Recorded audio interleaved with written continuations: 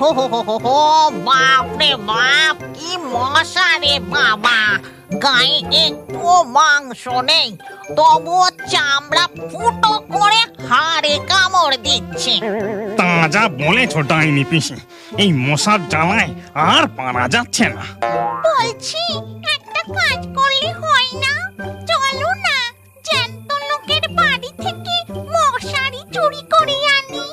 শেষকালে ভূত হয়ে মশারি চুরিয়ে, জানো না চুরি মহাপাপ। ও জ্যান্ত থাকলে মহাপাপ, ভূতেদেরও তো দোষ হয় না। ডাইনির কথার উপর আর কেউ কথা বলে না, কারণ সে হলো সব থেকে পুরনো ভূত, মানে বয়োজ্যেষ্ঠ আর কি। এরপর ডাইনি, শাকচুন্নি, পেতনি, ব্রহ্মদৈত্য সকলে মিলে যায় মশারি চুরি করতে। নে, এবার একে একে সব কাজে লেগে পড়, যার যেমন পছন্দ মশারি তুলে নিয়ে আয়। তারপর এই সকল ভূত পেতনিরা এক একটা বাড়ির ভেতরে ঢুকে পছন্দ মতো মশারি তুলে নিতে থাকে, আর মশারি নেওয়া হয়ে গেলে আবার জঙ্গলে ফিরে আসে। আর চিন্তা রইল না, এবার পটাপট মশারিগুলো খাটিয়ে ফেল। মামদভূত জাদু করে মশারি খাটিয়ে তার ভিতরে শুয়ে পড়ে, আর তার দেখা দেখি বাকি ভূতেরাও তাই করে। কিন্তু পরের দিন রাত্রিবেলা বাপরে বাপ, কি গরম! মশারি খাটিয়ে মশার হাত থেকে রেহাই পেলেও এই গরমের হাত থেকে রেহাই পাওয়ার উপায় আর নেই দেখছি। তারপর ডাইনি দেখে সবাই তার কাছে রয়েছে, কিন্তু মামদকে দেখা যাচ্ছে না। আচ্ছা, তোরা সকলেই এখানে রয়েছিস, কিন্তু আজ মামদোটা কোথায় গেল? ডাইনি পিসি, এই তো আমি এখানে।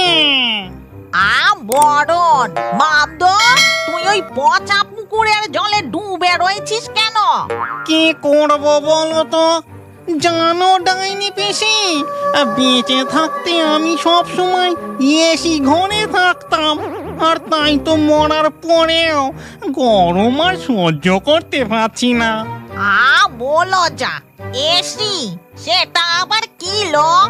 এই, তুই জল থেকে উঠে আয় বলছি, এখানে এসে কথা বল। তারপর মামদো সেই পচা পুকুরের জল থেকে উঠে আসে আর ডাইনিকে এসি মেশিনের ব্যাপারটা বোঝাতে থাকে। ও বাবা, তাই নাকি? চল তো তবে গিয়ে দেখি কি সেই জিনিস, কেমন ধারা মেশিন। এরপর মামদো ও ডাইনি উড়ে যায় জ্যান্ত মানুষদের বাড়ির দিকে, আর সেখানে ঘরের ভেতর ঢুকে কি ঠান্ডা রে ঘরটা! এ তো পুরো আলুর কোল্ড স্টোরেজ, আমার যে হাড় কেঁপে গেল। তুমি বাইরের গরম থেকে সোজা এসি রুমে ঢুকেছ কি না, তাই এত ঠান্ডা লাগছে। তা বেশ বেশ, এরা দেখছি কি আরাম করে ঘুমোচ্ছে। এই কথা বলতেই ডাইনি টুক করে এসি মেশিনটা খুলে নিয়েই সেখান থেকে মার দৌড়। এ কি গো ডাইনি পিসনি, তুমি এসি খুলে নিয়ে পালাচ্ছ যে? তাহলে এখন আমরা কি করব? কি আবার করবি?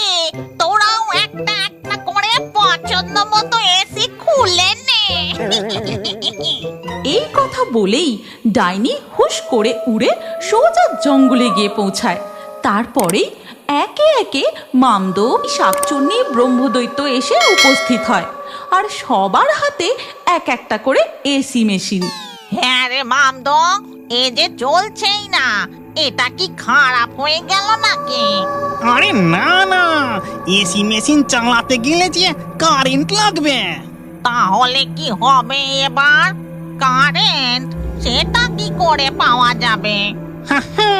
দেখোই না মামদা ভূতের হাতের খেল, ওই যে জঙ্গলের ধার দিয়ে ইলেকট্রিকের লাইনটা গেছে, সেখান থেকেই সব এসি চালু হয়ে যাবে। এই মামদা, তুই ভূত হয়ে হুকিং করবি, এটা কিন্তু মোটেও ভালো কথা নয়।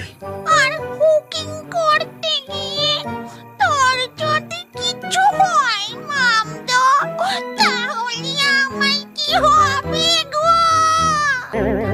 মরণ। ঢঙি শাকচুন্নি কাঁদে দেখো। মামদো আর দেরি না করে জাদু করে লম্বা তারের সাহায্যে সব কটা এসি মেশিনে কারেন্ট কানেক্ট করে দেয়, আর সাথে সাথেই টক টক করে প্রতিটা এসি মেশিন জ্বলে ওঠে। কিন্তু ওদিকে তখন উফ, বাবা রে বাবা, কি গরম, একেবারে ঘেমে যাচ্ছি। হ্যাঁ গো, বলছি যে কারেন্ট চলে যায়নি তো? তাই হবে, দাঁড়াও, ঘরের আলোর সুইচটা জেলে দেখি। আর আলোর সুইচ জ্বালতেই সে ঘরের চক্ষু ছানা বড়া। আমাদের ঘরের এসি কোথায় গেল? ঠিক সেই মুহূর্তে পাশের বাড়ি থেকেও এই একই চিৎকার ভেসে আসে। তারপর সকল ব্যক্তি একে একে বাড়ির বাইরে বেরিয়ে আসে। আর ওদিকে তখন এ কি রে মামদো, এ তো কিছুই ঠান্ডা হচ্ছে না। সত্যি খুব গরম। বাবা রে বাবা, কি গরম, কি গরম। ওই আবার শাকচুন্নি নেকির ন্যাকামো শুরু হলো। আরে ডাইনি পিসি, এটা যে খোলা জঙ্গল, এখানে তো সব এসি মেশিনের ঠান্ডা হাওয়া উড়ে যাচ্ছে। এসি মেশিন তো ঘরে লাগাতে হয়। তা আগে বলিসনি কেন, মুখ পোড়া? এই জঙ্গলের ধারে অনেক পুরনো একটা পুরো বাড়ি আছে। চলো আমরা এসি গুলো নিয়ে সেখানেই যাই। সেই পোড়ো বাড়িতে পৌঁছতে পৌঁছতেই রাত শেষ হয়ে দিনের আলো ফুটে ওঠে। আর দিনের আলো ফুটতেই ভূতেরাও অদৃশ্য হয়ে যায়। কিন্তু ওদিকে দেখো সবাই, এই এসি চুরির ব্যাপারটা আমার সাধারণ চুরির ঘটনা বলে কিন্তু মনে হচ্ছে না।